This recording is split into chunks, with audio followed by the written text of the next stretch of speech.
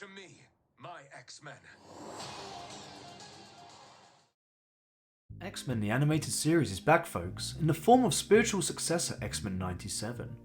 And I will jump straight to the point here, guys. The first two episodes are bloody good. Spoiler warning ahead for episode 1 and 2 of X-Men 97. Watch the series finale of X-Men next Saturday morning. Check your local listings. For those not aware, X-Men 97 is essentially a direct sequel to the original X-Men animated series, loved by many in the 1990s. It is a love letter to the fans, bringing back the majority of the voice actors, the iconic theme tune, and updated visuals that feel both fresh and familiar for 2024. Charles Xavier is sadly confirmed dead at the beginning of episode 1, and it jumps straight into Cyclops taking over the mantle as leader. Shit goes down very quickly, and before you know it, Magneto is in charge of the group in a surprise twist, and things only get wilder in episode 2, with huge character moments for both Storm and Jean. Honestly, I had an absolute blast watching episode 1 and 2, now available on Disney+, and I would highly encourage any fan of X-Men or Marvel to check this out. I know animated shows aren't for everyone, but this feels high budget, and the quality so far is excellent, from animation down to the narrative and most of the voice acting. It definitely feels like Marvel are cooking with this, and it's a refreshing change from the slog that the MCU has become. This is honestly pure vibes from the get-go. If you are a fan of the original series, there's plenty for you to enjoy here, and there's so many Easter eggs darted throughout the first two episodes, including mention of one friendly neighborhood Spider-Man. Magneto steals the show as always, but shout out to Cyclops. They have made him so badass when it comes to the action sequences, which are great by the way, and it's refreshing that they've dialed this up to a maturer audience than previously.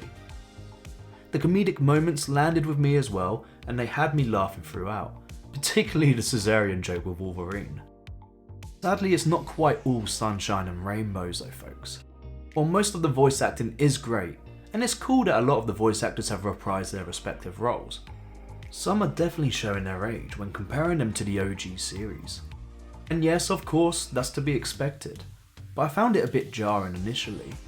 My biggest issue is with Rogue and how she is voiced, and it seems I'm not the only one here with that opinion. Yes, I know she's one of the OG voice actors, but I still find her voice painful in comparison to the others. It is worth highlighting that some people have an issue with the animation, but I feel they are in the minority here, and if you compare it to the original series, this is leaps and bounds ahead of it. In summary, X-Men 97 is off to a strong start with episode 1 and 2, and I would highly encourage fans both new and old to check this out. The quality is high and the narrative is already going places, leaving us with a cliffhanger, and I can't wait to tune in next week. Final score, 9.5 out of 10. Let me know in the comments below whether you enjoyed episodes 1 and 2 as much as I did. And for those of you out there that haven't watched it yet, do you plan to? If you're new here, then welcome to the channel. I cover all things TV and film, and I hope you stick around as we grow this community. Subscribing is free and it really helps with the growth and scope of this channel.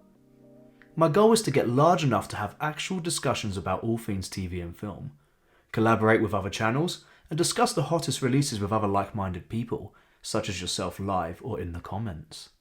Thank you as always for watching, and I'll see you next time. We get this done by working together as a team. Jeez, Bob, keep buzzing in my ear.